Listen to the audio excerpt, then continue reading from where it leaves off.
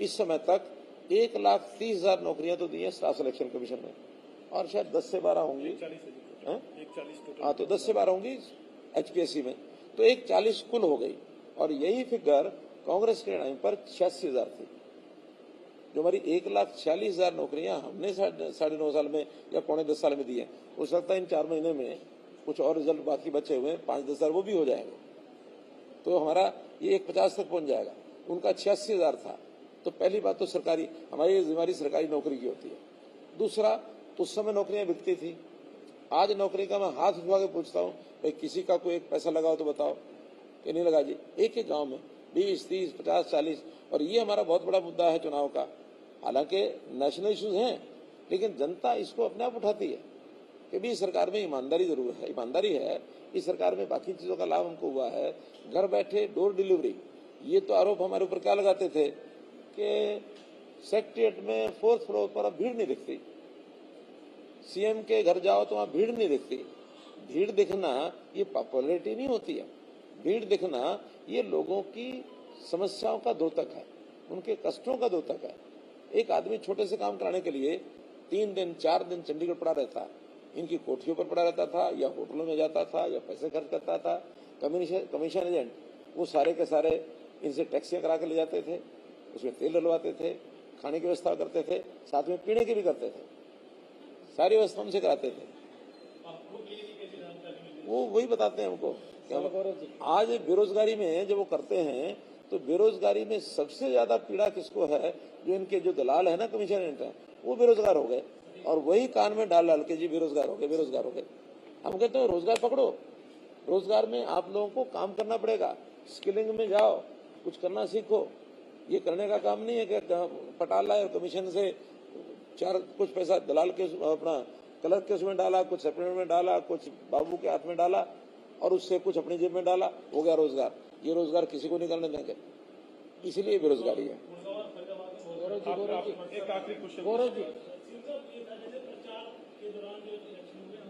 के साथ रोजगार, बेरोजगारी इसको खत्म करने में पहली बात तो सारा रोजगार सरकार अपने डिपार्टमेंट्स में नहीं देती है, बहुत कम परसेंटेज होता है।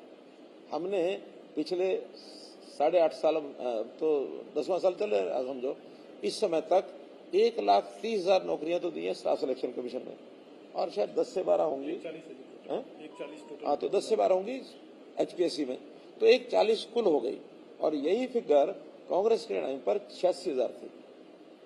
जो हमारी 1,46,000 नौकरियां हमने 9.5 साल में या 9.25 साल में दी है, हो सकता है इन 4 महीने में कुछ और रिजल्ट बाकी बचे हुए 5-10 हजार वो भी हो जाएंगे, तो हमारा ये 150 तक पहुंच जाएगा।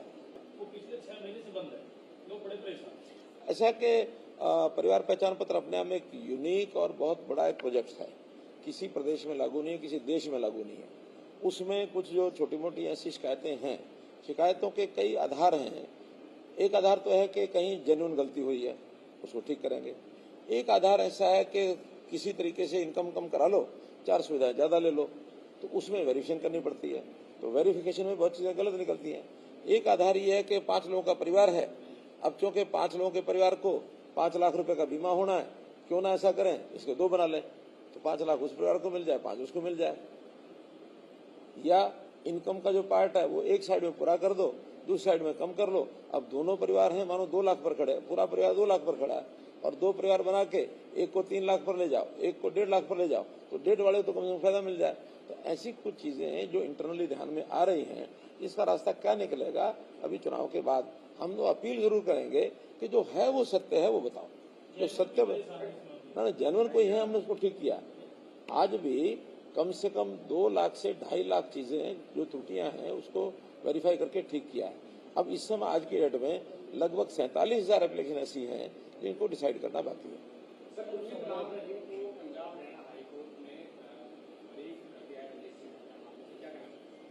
देखिए, कोर्ट से अगर बरी हुए तो मुझे तो इसमें कुछ कहना नहीं है, और कानून अपना काम करता है, कानून ने अपना काम किया है। अगर वो कहीं उनको दोषी ठहराया था तो दोषी ठहराया था, आज बरी किया तो बरी है। आगे क्या प्रक्रिया और होगी, या तो कोर्ट बताएगा, या वो बताएंगे, या फिर पब्लिक में से कोई आदमी बताएगा। पहले आपको समर्थन भी दिया था सिरसा में। देखिए, वो संस्थाएं जो होती हैं अपने अपने तरीके से सब करती हैं, यानी सारे वोट कोई पॉलिटिकल पार्टियों के हाथ में होता है ऐसा नहीं है। वोटर्स पर सामाजिक संस्थाओं का भी प्रभाव होता है। मैं तो कहता हूँ बहुत से की वोटर्स होते हैं, की वोटर्स भी ऐसे होते हैं कि उनके हाथ में, किसी के हाथ में 50 वोट, किसी हाथ में 100 वोट, ये होते हैं। उदाहरण के लिए एक नाई भी जो है ना, काम तो बाल काटने का करता है, लेकिन उसके हाथ में भी की वोटर कितने होते हैं, वो अपने ग्राहकों को काम भी करता है।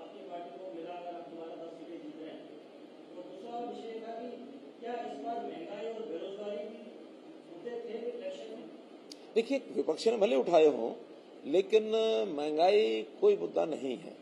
और मैं आपको आंकड़ों सहित बता देता हूं। अगर आप में से कुछ लोग मेरी बात का जवाब दे देंगे तो आपको अपना पता लग जाएगा, तो मैं बताऊंगा। एक विषय होता है डीए।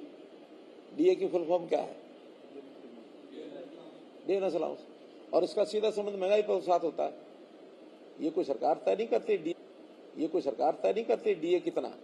ये एक इंडिपेंडेंट कमीशन है, वो तय करता है कि डीए कितना है, ताकि फिर सरकार जो है एम्प्लॉइज को डीए की किस्त रिलीज करती है। 2006 में, अच्छा, ये हर 10 साल के बाद 0 से शुरू होता है और 10वें साल उसका परसेंटेज हुई, हर जो 6, 16, 26 इस प्रकार से आता है। 2006 में जो उस समय कांग्रेस का शासन आ चुका था, उस समय 0% जो डीए था। 2016 यानी 31 दिसंबर 2015 कितना डीए था, कोई बता सकता है? और नहीं तो गूगल निकाल लो, अभी देख लो। नहीं, उसमें 15 तक तो पूरा था ना, वो तो 16 में फिर 0 होगा। जुलाई 15 का नहीं, 150 नहीं था, 150 से कम था। अगर इसको एग्जैक्ट पता हो तो बताओ। निकालो निकालो, मैं चाहता हूं निकालो कि जुलाई 2015 डीए रेट क्या था।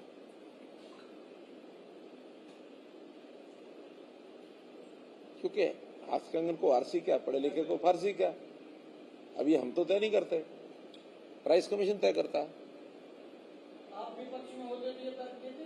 हाँ, ये वाला यार महंगाई कोई इशू नहीं। नहीं, मैं तर्क यही देता, सरकारी आंकड़ों पर देता, केवल कहने से थोड़ी होता। उस वक्त की सरकार पर मतलब आरोप तो नहीं लगाते कि महंगाई हो रही। नहीं, उसमें महंगाई थी ना, वही तो मैं आंकड़े बता रहा हूँ कि 2006 से 2016, और मैं बताता हूँ, आप निकालते रहना, 125% लास्ट है ना, 125।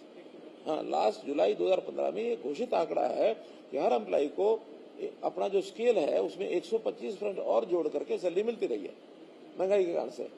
2016 में 1 जनवरी फिर 0 हो गया, और 0 होने के बाद फिर वो हर साल बढ़ता है।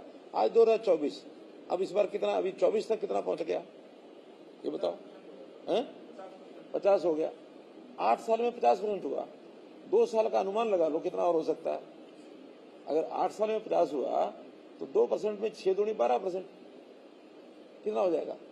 50 10 60, और 2-3% फालतू लगा लो, 63, नहीं 64 नहीं, 62 63 लगाओ। मैं 62 63 इसलिए कह रहा हूं कि कहाँ 125, कहाँ 62 63, कितना हुआ महंगाई?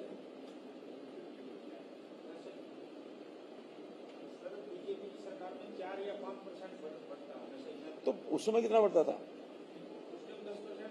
मैं वही तो कह रहा हूँ, और क्या कह रहा हूँ कि उस समय 10-12% बढ़ता था हर साल। इस समय 4 से 5% बढ़ रहा है, और ये विश्वव्यापी एक फैक्टर है कि 3-4% इन्फ्लेशन सारी दुनिया में, अमेरिका में भी होता, रशिया में भी होता, चाइना में भी होता, हर देश में।